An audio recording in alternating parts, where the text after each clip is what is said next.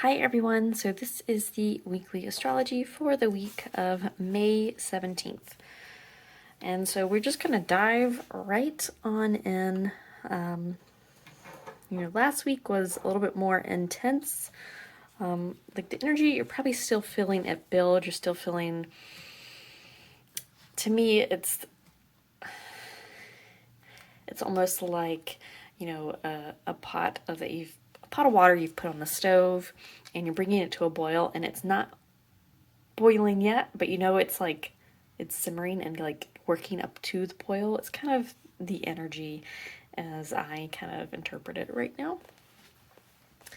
So on Monday the 17th, the first transit we will have will be the Sun will trine Pluto.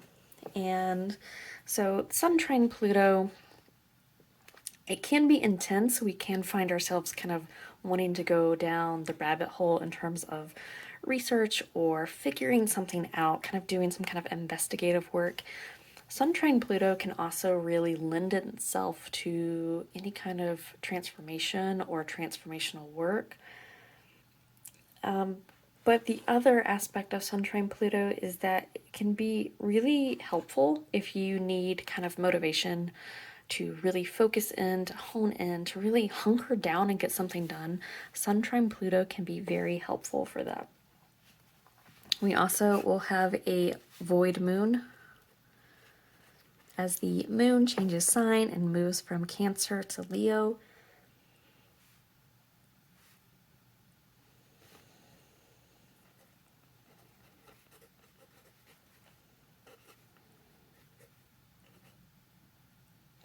Sorry, I'm writing the wrong thing down. Having to look from one to the other can be tricky. So the void moon will be from 2:23 a.m. until 8:44 a.m. And so a void moon, general rule of thumb, it's good for brainstorming, for rest, for finishing up, wrapping things up, for doing things you do every day. It's not super great for starting anything new. On Tuesday, the 18th, Venus will sextile Chiron. So this is actually a really lovely transit for working on your self-worth, to maybe reviewing or reflecting on where you've been hurt or when you've been hurt, like situations or people you've been hurt by in the past, and looking at what you've maybe learned from them, how you've grown from them.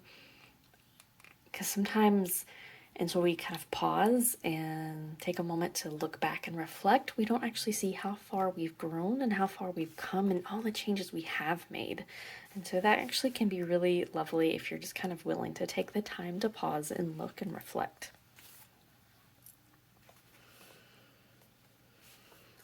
On Wednesday, we will have another void moon.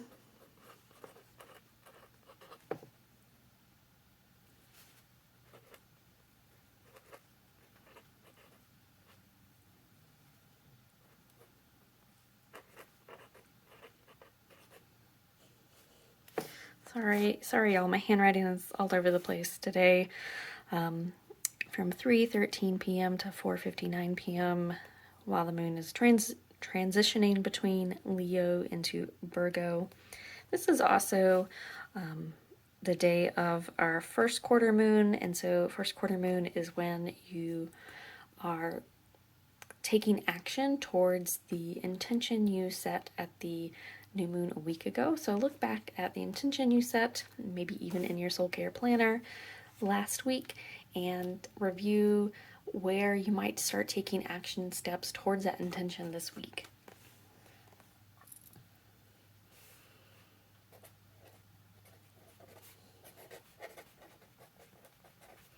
We also have on Wednesday, Venus will trine Saturn. And this is a really lovely, supportive transit. It helps you kind of evaluate your foundation, your long-term kind of focus, what you need to put in place for kind of really long-term security in your foundation. And then also in general, you can just feel good that day with this transit, where your self-esteem just kind of has a little bit of a boost. On Thursday, the sun will move into Gemini and begin Gemini season. So happy birthday, to all of the Geminis out there. Gemini season for all of us is a time where we are naturally more social. We want to communicate with others. We want to share with others. We want to kind of devour information, where we just like to consume information and share what we've learned with others. There's also a time when the sun is in Gemini that you may just feel like you have a lot of options. You may almost feel overwhelmed with the amount of options you have, and you're unsure which ones to choose. And so I'm an advocate of, if you're feeling overwhelmed with your options, if you're unsure, if you're unclear about the choice you want to make, to wait. You don't have, every situation's different, but if it's a situation where you don't have to make the choice right this moment, and wait and give kind of all the parts of you, time to catch up, to gain that clarity. To me, it's for me personally, it can manifest a lot of where my mind wants to kind of logic and reason and find the answer that way. But usually if I try to push through that, it just makes things worse. And what I need to do is give myself space for my body to kind of intuitively guide me to the answer or the choice, instead of trying to use my mind to logic my way to it. On Friday,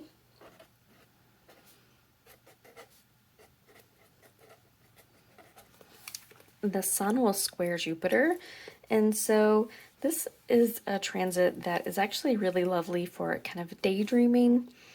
It can also help boost our confidence, but we can also be kind of overconfident and overdo it, where we're just so sure of ourselves and so sure of the outcome that we just almost bulldoze our way through things.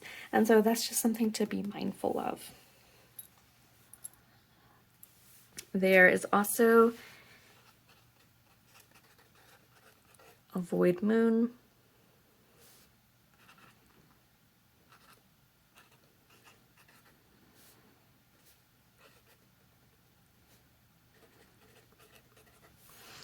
From 3:56 in the afternoon to 9:35 in the evening, when the moon is shifting from Virgo into Libra.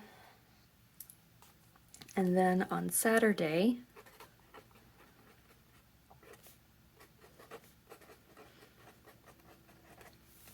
Mercury will square Neptune. And so this is like the heads up transit. All of these, these are trines and sextiles, generally speaking, supportive. This one is a little bit trickier because it's a square, but this one, especially Mercury square Neptune, you want to kind of be mindful of. Mercury is how we think, it's our thoughts, and Neptune is the planet of dreams and illusions. And so basically our thoughts, our communications can become foggy here with Mercury square Neptune. Things can be confusing, they can be disorienting. We can really be unsure about the path we're on, the choices we feel like we need to be making. We really have a lack of clarity, and so you definitely want to make sure you're not reacting from those feelings. If those feelings are coming up for you on and around Saturday the 22nd, just be mindful you're not reacting from them. You're not reacting in a way because you feel like you need to make a choice, because you're like, it's almost, sometimes we can if we feel unclear, if we feel unsure, we feel like we need to make a choice right now, right this second, because then once we make the choice, then we'll feel better about the discomfort, about being unclear. That making the choice will make the discomfort go away. And that's not necessarily how things happen. That's not necessarily what will happen. And so just be aware of this transit if that comes up for you. The best, this, I would kind of use the Mercury square Neptune. It's probably going to feed a little bit off of the Sun square Jupiter, which is more of kind of can be more of a kind of daydreaming transit, where I would just, Friday and Saturday, I would consider days that may not be as productive. It may be harder to, stick to the list that you've carefully created for yourself of things you want to get done, and instead try to find creative ways to use this energy for brainstorming, for daydreaming, for thinking outside the box, thinking of new possibilities. Just give yourself freedom and room to kind of explore this energy instead of trying to feel like you need to fight against it somehow.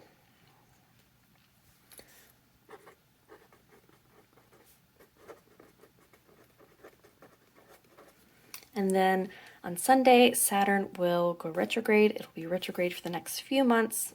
And this is a time to review, your structures in your life, your discipline. How are you structuring your day?